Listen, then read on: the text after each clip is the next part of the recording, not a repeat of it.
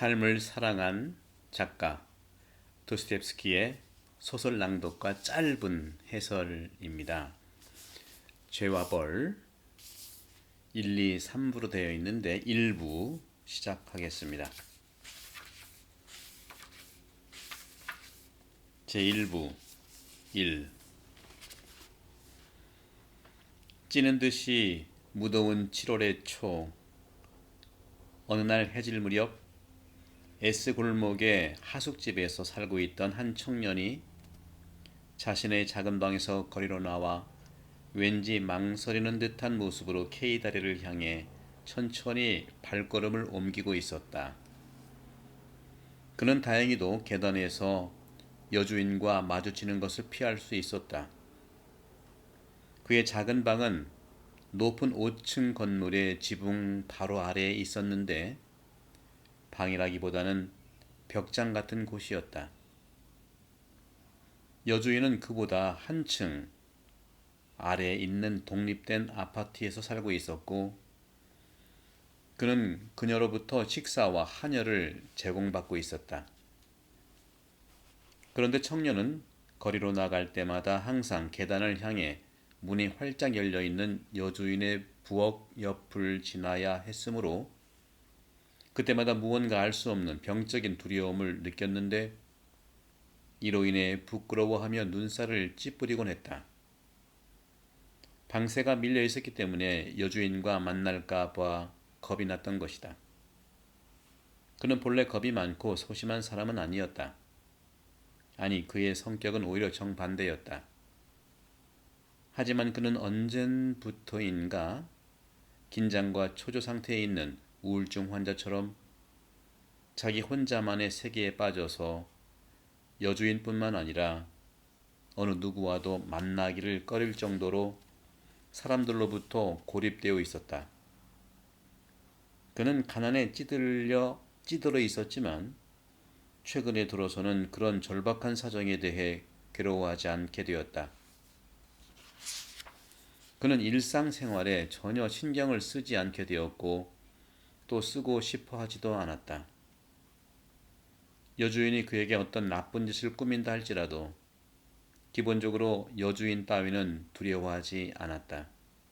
그러나 계단에 멈춰 서서 자기와는 전혀 상관이 없는 잔소리들, 귀찮게 방세를 재촉하는 위협과 불평 따위를 듣게 되면 이쪽에서도 뭐라고 사죄하고 거짓말을 늘어놓으며 꽁무니를 빼야 하므로 그러느니 차라리 어떻게 해서든 고양이처럼 계단을 빠져나와 눈에 띄지 않게 슬그머니 도망치는 것이 상책이었다. 하지만 거리로 무사히 빠져나오자 그는 자신이 방금 여주인과의 만남에 그토록 겁을 먹었다는 사실에 대해 스스로도 놀랐다.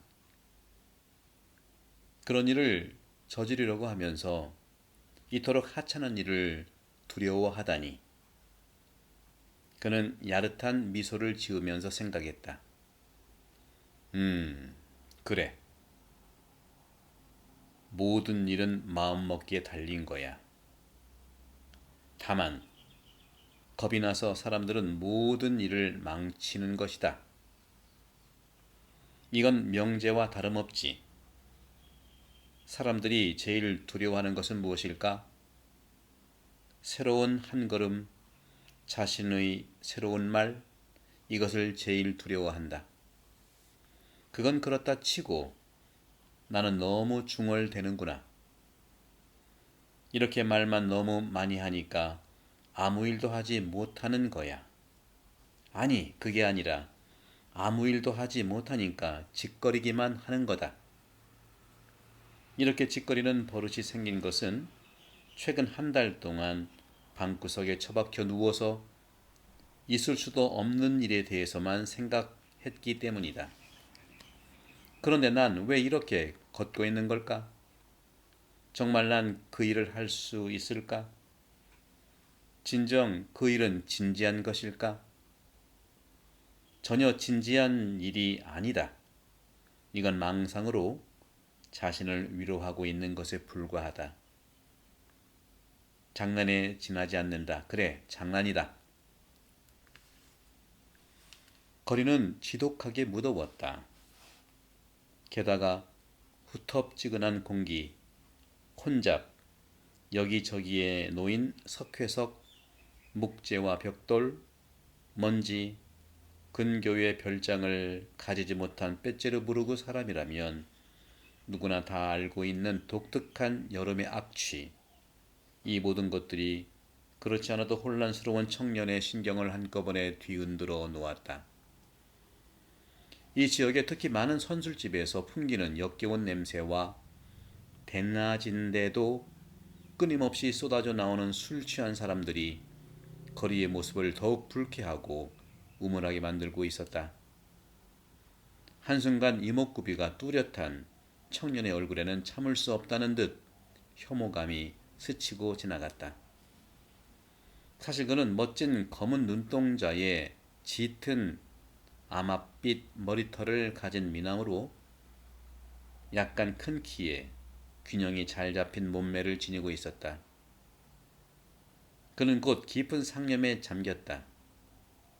더 정확히 말하자면 그는 일종의 무화경 상태에 빠져 주변을 전혀 의식하지 못한 채 또 의식하기를 원하지도 않으면서 걷고 있었다. 스스로 인정했듯이 그는 가끔 혼잣말을 하는 버릇대로 무언가를 입속에서 응얼대고 있었다. 그때 그는 자신의 생각이 뒤죽박죽이 되고 있으며 몸도 쇠약해져 있다는 사실을 깨달았다. 이틀째 그는 거의 아무것도 먹지 못했던 것이다. 그의 옷은 차라리 넉마라고 하는 편이 옳았다. 아무리 남루한 옷에 익숙한 사람이라 할지라도 밝은 대낮에 그러한 옷차림으로 거리에 나서기는 부끄러울 정도였다. 그러나 이 지역은 옷차림 따위로 사람들의 시선을 끌기는 어려운 곳이었다. 셋나야 광장에서 가까운 창녀촌들이 운집해 있는 빼째르부르크 한복판에 위치한 이 거리와 골목은 수공업자들과 공장 노동자들이 우글거리는 낯선 풍경을 연출하고 있었으므로 색다른 모습을 한 사람과 만난다고 해서 놀라운 것이 오히려 이상할 정도였다. 게다가 지금 그의 마음속에는 적개심과 경멸감이 가득 뒤엉켜 있었으므로 그의 청년다운 결벽증에도 불구하고 자신의 외양에 대해 부끄럽게 생각할 겨를이 없었다. 그가 별로 만나고 싶어 하지 않은 옛 친구들이나 아는 사람들을 만난다면 또 문제가 다르겠지만, 그런데 이때 커다란 진말이 끄는 거대한 마차에 실려 지금 어디로 또 무엇 때문에 달리고 있는지도 모르는 주정뱅이가 이봐, 거기 독일 모자 하고 손가락질하며 그에게 소리를 질렀다. 청년은 우뚝 멈춰서서 소스라치게 놀라면서 자기 모자를 움켜잡았다. 그 모자는 챙이 높고 둥근 것으로 찐매름한 공장에서 만들어진 것이었지만 낡아 빠진 데다 발에서 불구죽죽했다. 게다가 구멍과 얼룩투성이었고 챙도 떨어져 나가 벌성사납게 찌그러져 있었다. 하지만 그의 마음을 잡은 것은 수치심이 아니라 전혀 다른 감정, 놀라움 같은 것이었다. 내 이럴 줄 알았어. 그는 당황해서 중얼댔다. 내 이럴 줄 알았다고? 이건 무엇보다도 추악한 일이다. 이렇듯 어리석고 하찮은 점이 모든 계획을 망쳐버린다. 그래, 이 모자는 사람들 눈에 띄기가 쉽다. 우스꽝스럽게 생겼으니까 눈에 띄기 십상이지. 내 누더기 같은 옷에는 학생모가 제격인데 아주 낡은 것이라 해도 괜찮지만 이렇게 괴상한 것은 아니어야 한다. 이따위 모자를 쓰고 다니는 사람은 아무도 없지 않은가. 베르스타 밖에서도 눈에 띄어 사람들이 기억하게 될 거야. 베르시타는 미터법 시행 전에 러시아의 거리 단위입니다. 1베르시타는 1.067km입니다.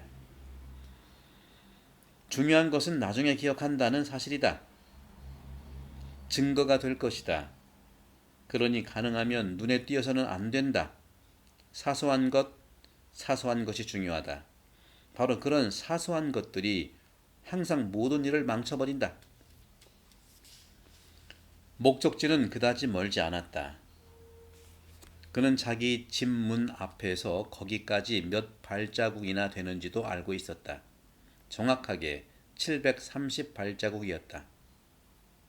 그는 언젠가 몽상에 빠져 있었는데 몽상에 빠져 있었을 때 그 수를 세어 놓았던 것이다. 그 당시 그는 아직 그 몽상을 믿지 못하였으며 그것이 지니고 있는 추악하면서도 매력적인 대담함 때문에 초조하게 하고 있었다. 한 달이 지난 지금에 와서 그는 이미 모든 것을 다르게 보기 시작했다. 그는 여전히 자신을 믿지 못하며 혼잣말로 자신의 무력함과 결단성 없음을 조롱했지만 그래도 그 공상을 무의식적으로나마 이미 계획으로 간주하는 데 익숙해져 있다. 그는 자신의 계획을 시험해 보기 위해 마침내 그곳으로 가는 중이었다. 한 발자국을 내디딜 때마다 그는 점점 더 흥분되어 갔다. 심장이 얼어붙고 신경이 떨리는 상태에서 그는 한쪽 벽면은 시궁창을 향해 다른 벽면은 거리를 향해 나 있는 아주 거대한 건물로 다가갔다. 이 건물 안에는 재봉사, 철공 기술자, 요리사, 잡다한 일에 종사하는 독일 사람들, 몸을 파는 여자들, 하급 관리들이 새를 들어 살고 있었다. 건물의 두 문과 두 마당은 드나드는 사람들로 북적거렸다. 서너 명의 경비원들이 이곳을 지키고 있었다. 청년은 그들 중 어느 누구와도 마주치지 않은 것을 몹시 다행스러워하며 사람들 눈에 띄지 않도록 문에서 오른쪽으로 난 계단으로 숨어 들어갔다. 비좁고 어두운 계단은 뒤쪽으로 나 있었다. 그는 이미 이 건물의 내부 구조를 꿰뚫고 있었으므로 이런 조건들 모두가 그의 마음에 들었다.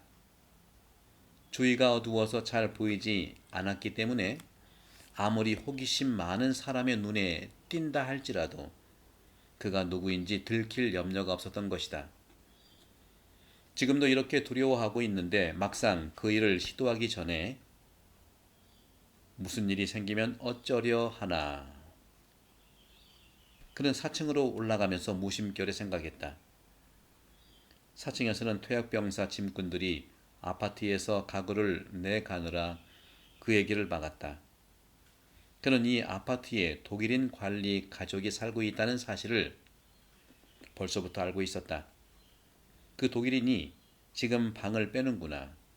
그러면 4층의 이 계단 참 옆에 아파트에는 한동안 그 노파만이 남게 된다. 이건 어쨌든 좋은 일이다. 그는 이렇게 생각하고 노파의 아파트 문에 달린 설렁줄을 당겼다. 종소리는 약하게 울렸다. 종은 구리가 아니라 양철로 된 것 같았다. 그런데 건물에 있는 작은 아파트 문에 달린 종들은 대개 그랬다.